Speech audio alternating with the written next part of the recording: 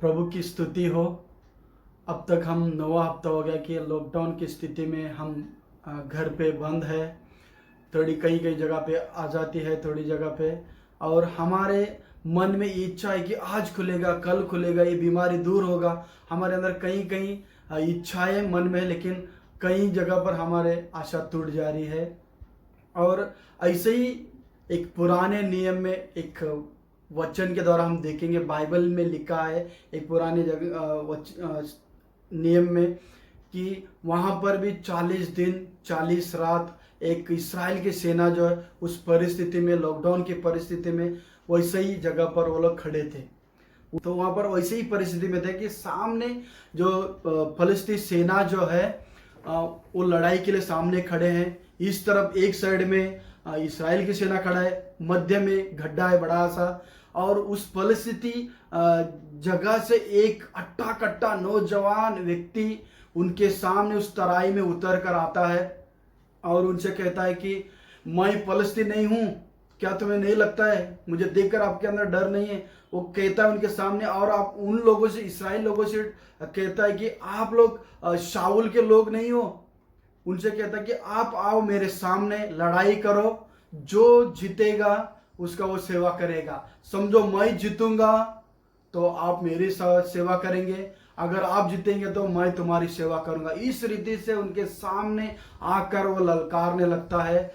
Goliath, उसका कहा जाता है कि 6 साढ़े 6 फीट के ऊपर था और अच्छा अट्टा कट्टा व्यक्ति था और एक सूरवीर था, योद्धा था, वैसा व्यक्ति था। उनके सामने आकर ललकारने लगता है कि यहाँ तक हम देखते हैं कि शाऊल जो राजा, इसराइल का राजा, उसका भी बड़ा नाम है कि वो भी एक अच्छा लंबा कद का व्यक्ति था, अच्छा बॉडी था उसका, अच्छा सुंदर व्यक्ति था, अच्छा स्मार्ट था। लेकिन यहाँ तक वो भी डर कर बैठ गया, वो भी डर कर बैठ गया। और जब आता गोलायत उनके सामने खड़ा होकर चिल्लाता, ललकारता। और यहाँ तक कि हम सोचते कि अब के समय में कोई भी बोलते ना कि माँ का दूध पिया तो मेरे सामने आ जा लड़ाई के लिए, उस समय में हो सकता है कि ऐसे ही उसने शब्द वापरा होगा।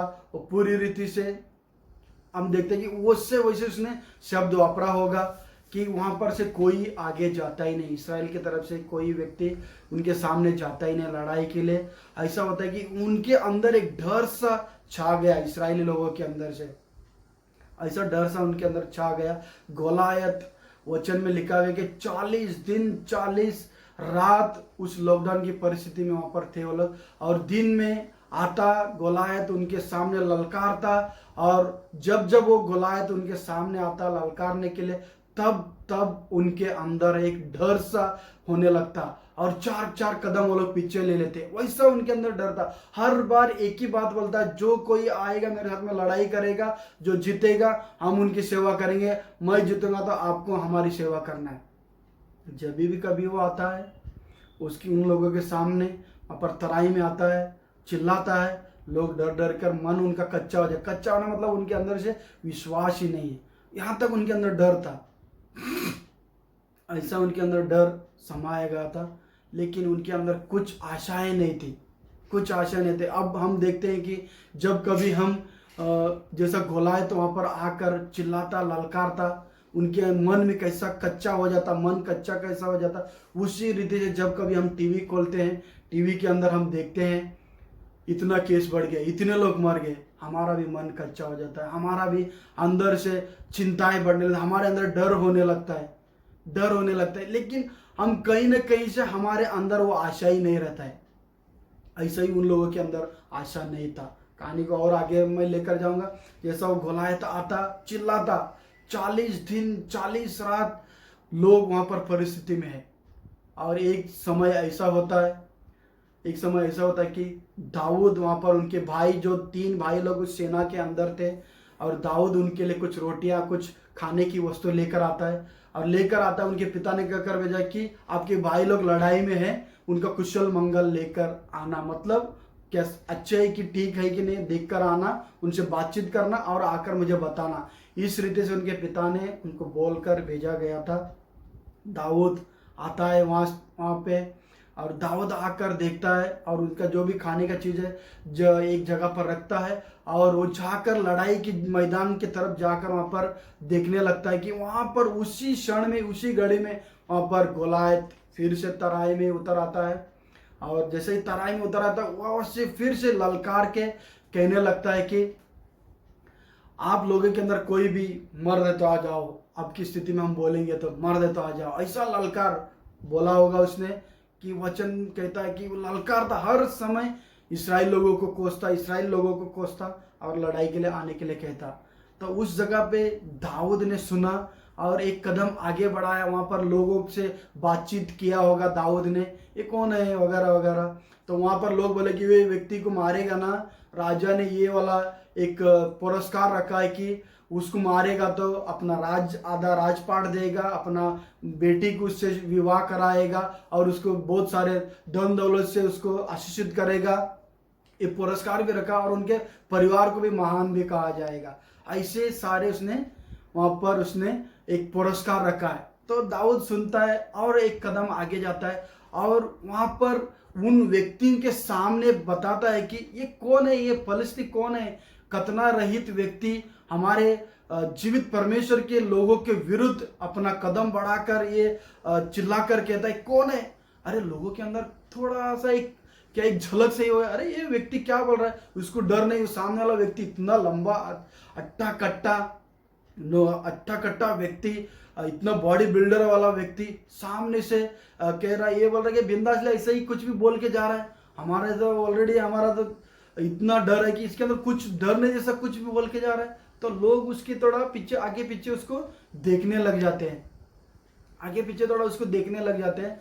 और उस समय में उसी घड़ी में उसका भाई आ जाता है, आकर उससे कहता है कि ये तो मेरा छोटा भाई है, सबसे लास्ट है, ये भेड़ बकरी चलाने वाला, ये इधर इधर खाली आया है, वो हमारा इधर कुशल मंगल नहीं और कुछ अलग सोच के आया है इधर, उसको ना तो जा जाता। और उधर से उसके भाई के तरफ से थोड़ा मुंह फेर कर आगे चला जाता है। वहां पर भी जाता है, कई लोग से पूछता है कि क्या है, कौन है व्यक्ति। अरे वो सामने वाला दुश्मन व्यक्ति है, वो आता है लड़ाई के लिए, हमसे कहता है तुम्हारे अंदर कोई व्यक्ति है तो आ जाओ मेरे साथ में लड़ो, जो जीतेगा उसका सेवा करेगा। और यहाँ तक कि हमारा राजा जो है, शाऊल राजा जो, उनके लिए एक पुरस्कार रखा है वगैरह। वो दूसरा बार वही रिपीट होता है, वहां पर भी सुनता है और वहां पर वही शब्द बोलता है। दाऊद बोलता है कि ये कौन है फलिस्ती खतना रहित व्यक्ति हमारे जीवित परमेश्वर के लोगों के सामने आकर ललकार रहा है, ये कौन है, ये कौन है। तो कई लोग ने सुना होगा, अंदर से कुछ ना कुछ छोटा सा चिंगारी जला होगा। अरे लेकर इसको राजा के कान तलक पहुंचाते हैं और राजा बोलता है कौन है व्यक्ति, उसको लेकर आओ। जब लेकर जाता है एक छोटा सा लड़का दिखता है और राजा भी बोलता है कि तू लड़ेगा उससे, तू लड़ेगा उससे। और राजा के सामने दाऊद बोलता है कि हाँ मैं लड़ूंगा उससे। तो राजा शाऊल बोलता है कि ये तो छोटे से ही योद्धा है, मतलब एक वीर है। मतलब हम देखते हैं कि वीर उन लोगों को कहा जाता है लड़ाई में हो, स्पोर्ट्स में हो, हर समय जीतता आया है। और हो सकता है इतना लंबा अच्छा कद का व्यक्ति कई लोगों को मार गिराया होगा, उसके बाद में उसके नाम के ऊपर एक लेबल लगा है कि वीर लगा है। वो तो लड़कपन से ही वो योद्धा है, आप लड़के हो उनके साथ में लड़ नहीं सकते। तो इसने बोला कि राजा उससे बोला कि तेरा दास ने जो है ना भेड़ बकरी चराने के समय में भालू को मारा है, सिंह को मारा है, और यहाँ तक कि उनके मुख से भेड़ को भी छुड़ाकर उनको भगा भगा कर भी मारा है। हो सकता है कि उन दिनों में उसने एक शेर और एक भालू को भी मारा था। कई लोगों ने सुना होगा, कौन मारा उनको पता नहीं था। लेकिन जब बात उनके सामने रखा तो उसके अंदर से एक विश्वास आया कि राजा को लड़ सकता है। तो उसके लिए तेरे को लड़ने से जाने से पहला तेरे लिए ये ले तलवार ले ले, मेरा वस्त्र पहन ले, और उसका पैरों में हाथों में मुकुट पहनाया गया, उसको सेफ्टी कवच पहनाया गया। और उसके बाद में वो लड़ाई के लिए नीचे एक 4 कदम चढ़ा, उसको चलने के लिए दिक्कत होने लगा। तो उसने सब कुछ उतारा और एक लकड़ी ले लिया। वो लकड़ी कहा जाता था, वो लकड़ी के अंदर ही गोपन होता। तो कई लोगों ने देखा होगा कि जो खेत बाड़ी करते हैं लकड़ी के अंदर ही गोपन होता है, उसके अंदर पत्थर डालकर घुमा घुमा के फेंक कर मारते हैं। तो वो लकड़ी लेकर नीचे चला जाता है। जैसे ही नीचे चला जाता है तराई के अंदर, उस तरफ से गोलायत चल कर आ रहा है। उस तरफ से गोलायत चल कर आ रहा है। अरे दूर से देखता, अरे लड़का है, ये तो लड़का है। लोगों से चिल्लाकर बोलने लगता है कि चिल्लाकर, मैं क्या कुत्ता हूं, तुम लड़कों के हाथ में लकड़ी देकर देकर भेजा है मेरे को, लकड़ी देकर भेजा है मेरे को मारने के लिए, मैं क्या कुत्ता हूं। तो वो चिल्लाता है, अपने आप इतना क्रोधित होता है, बोलता है कि लड़का तो आगे आ जा, मैं तेरे को चीर फाड़ कर तेरे को पशु पक्षियों के सामने मैं फेंक दूंगा। तो जैसे ही उस गोलायत ने दाऊद को बोला कि तुझे टुकड़े टुकड़े करके मैं पक्षियों को खिलाऊंगा, उसके बाद में दाऊद ने भी बोला कि आज मेरा परमेश्वर तेरे को मेरे हाथ में कर देगा और मैं तुझे खत्म करूंगा और पूरे फलस्तीन सेनाओं को मैं मार कर पक्षियों को खिलाऊंगा। जैसे ही शब्द बोलता है, उधर से गुस्से में दाऊद आ रहा है, इधर से गुस्से में गोलायत आ रहा है, दोनों गुस्से से आ रहे हैं। और एकदम से दाऊद ने उस लकड़ी के गोपन के अंदर एक पत्थर डाला, घुमा घुमा कर एक ही पत्थर से उस गोलायत के यहाँ यहीं पर लगकर वो गिर पड़ा। और उसके बाद में उसके हाथ में तलवार बुलवार कुछ नहीं था, सिर्फ लकड़ी था। दौड़ कर गया और उसी का तलवार को निकाला, उसका सर धड़ से अलग कर दिया। उसके बाद में उसने सर लेकर फिर तराई के ऊपर आया। और जैसा कि फलस्तीन लोग डर कर भागने लगे, क्योंकि उनका मेन हीरो ही मर गया, तो उसके बाद में लोग डर कर भागने लग गए। और इस्राएल की सेना उनके पीछे पीछे लगकर उनको पूरे रीति से खत्म कर दिया। उस घड़ी स्टोरी के द्वारा हम ये देखते हैं, जैसा कि वापस आया, तो जैसा वापस उस दाऊद वापस आया और शाऊल के सामने सर हाथ में लेकर तलवार लेकर उसके बाद में शाऊल ने एक व्यक्ति अबीनेजेर, उनका जो सेनापति था, उससे पूछा कि इस व्यक्ति किसका बेटा है। उसने बताया कि मुझे पता नहीं है। उसके बाद में दाऊद के मुख से ही सुना जाता है, दाऊद ने बताया कि मैं ईसाई का पुत्र हूँ वगैरह वगैरह बोलता है। उसके बाद में इस कहानी को मैं यहीं पर रोकता हूँ और आप लोगों के सामने मैं ये बताना चाहता हूँ, इस स्टोरी के अंदर देखते हैं उनके अंदर कुछ आशा ही नहीं था, कुछ नहीं था। वो लोग डर कर लॉकडाउन के समान वहीं पर, सामने से दुश्मन है, एक तरफ इस्राएल की सेना है, सामने से ही तीर आ रहा है, सामने से गोलायत आ रहा है, चिल्ला रहा है तुम्हारा पास ताकत है तो आ जाओ लड़ने के लिए। यहीं से कोई नहीं जा रहा है, सिर्फ एक कुछ नहीं, उनके अंदर आशा नहीं है, कुछ नहीं है, बैठे हैं, लड़ाई भी नहीं, कुछ नहीं, डर कर एक एक 4-4 कदम पीछे ही जा रहे हैं। लेकिन वैसी परिस्थिति में दाऊद आता है, परमेश्वर का नाम लेकर गोलायत को मार गिराता है। और मैं इस वचन के द्वारा मैं ये कहना चाहता हूँ कि हमारे अंदर डर की आत्मा परमेश्वर ने नहीं दी है, हमें परमेश्वर ने संयम की आत्मा दी है, हमें परमेश्वर ने ना विश्वास की आत्मा दी है। परमेश्वर ने हमें ना हमारे हर एक कमजोरी को दूर किया है, हमें बलवान बनाया है। जब हम विश्वास करते हैं तब हमारा बल का प्राप्ति दिखाई पड़ेगा। जब हम विश्वास ही नहीं करेंगे, हमारे अंदर जितना बल है वो दिखाई नहीं पड़ेगा। जैसा दाऊद ने, जैसे कि सामने कुछ नहीं है, उतना अट्टा कट्टा व्यक्ति, योद्धा व्यक्ति उसके सामने खड़ा है, कुछ नहीं, जैसा बोलते कि ऐसा ही उसको मैं मार गिराऊंगा। एक लड़का, एक आदमी को इतना अट्टा कट्टा सूर, वो बचपन से ही लड़ाकू था, बचपन से ही योद्धा था, उस व्यक्ति को मार गिराना विश्वास का बिना कुछ नहीं हो सकता है। विश्वास जो करेगा उसका फल पाएगा। जैसा उसने विश्वास लेकर आया कि मैं प्रभु परमेश्वर का नाम लेकर उसको मारूंगा, तो सामने से गोलायत ने बोला कि मेरा परमेश्वर को नाम लेकर मैं आता हूं तेरे को मारने के लिए। लेकिन उसका परमेश्वर कुछ काम नहीं कर पाया, क्योंकि वो धरती के बनाए हुए थे। लेकिन हमारा परमेश्वर स्वयं संसार को बनाया हुआ परमेश्वर है, हर एक मनुष्य को बनाया हुआ परमेश्वर है। वो परमेश्वर हर एक के आत्मा में रहता है, उसके अंदर डर की आत्मा नहीं रहेगा, चिंता की आत्मा नहीं रहेगा। इवन प्रभु यीशु ने भी कहा कि जो चिंतित व्यक्ति मेरे पास आए, मैं उन्हें दृढ़ दूंगा, मैं उन्हें उस चिंता को मैं ले लूंगा और मेरा सहज वाला बोझ उन्हें दे दूंगा। यहाँ तक ऐसा बताए।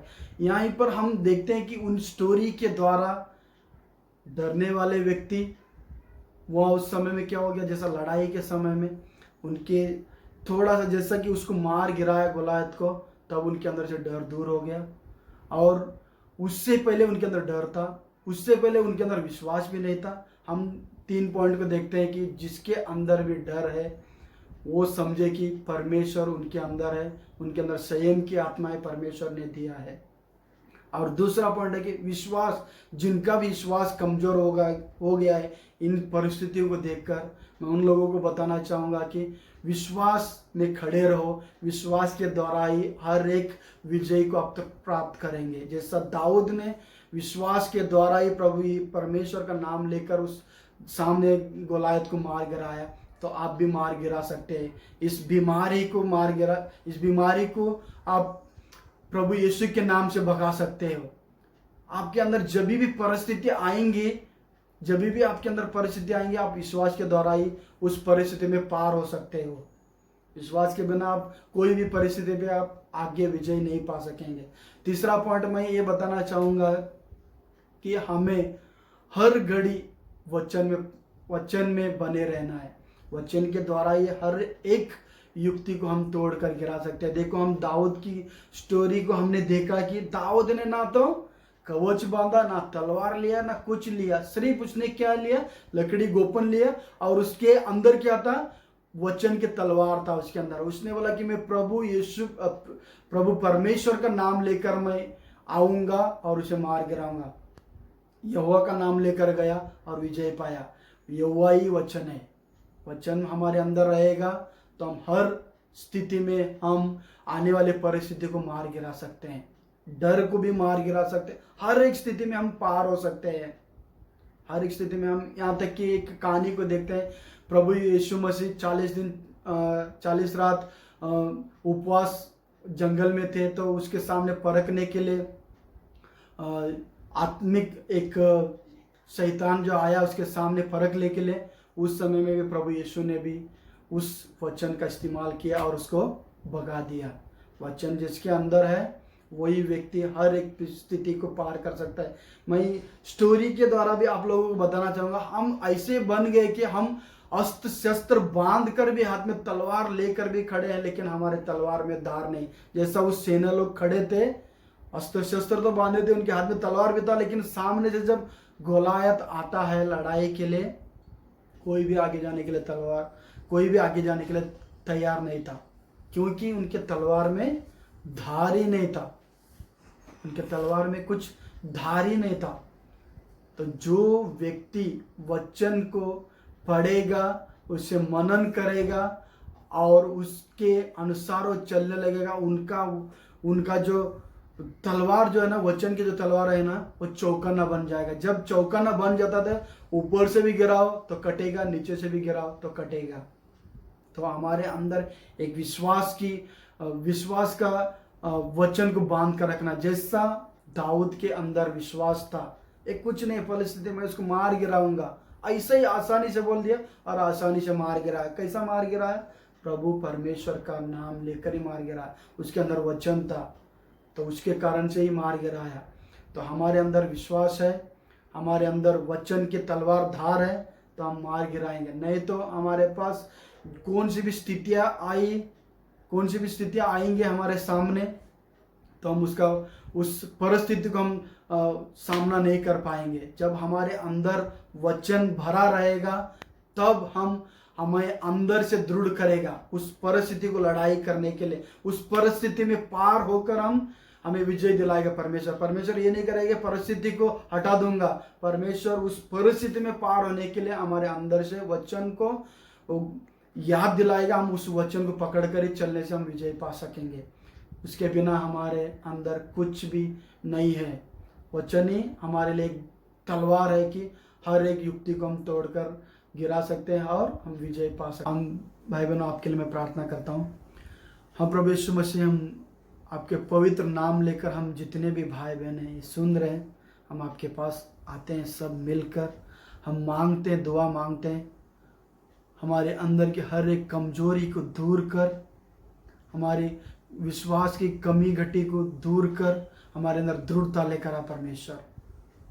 और परमेश्वर, हर एक भाई बहनों के लिए मैं मांगता हूँ परमेश्वर, उनके बिजनेस में परमेश्वर, उनके अर्थव्यवस्था में परमेश्वर, उनके जीवन में परमेश्वर तेरी दृढ़ता लेकर आ परमेश्वर, उनकी हर एक वस्तु से भरपूर कर परमेश्वर। मैं मांगता हूँ अब्राहम का आशीष, जिस रीति से अब्राहम को आपने आशीषित किया था वही रीति से आशीषित हर एक भाई बहनों के लिए मांगता हूँ, यीशु क्रिस्त के नाम में, आमीन।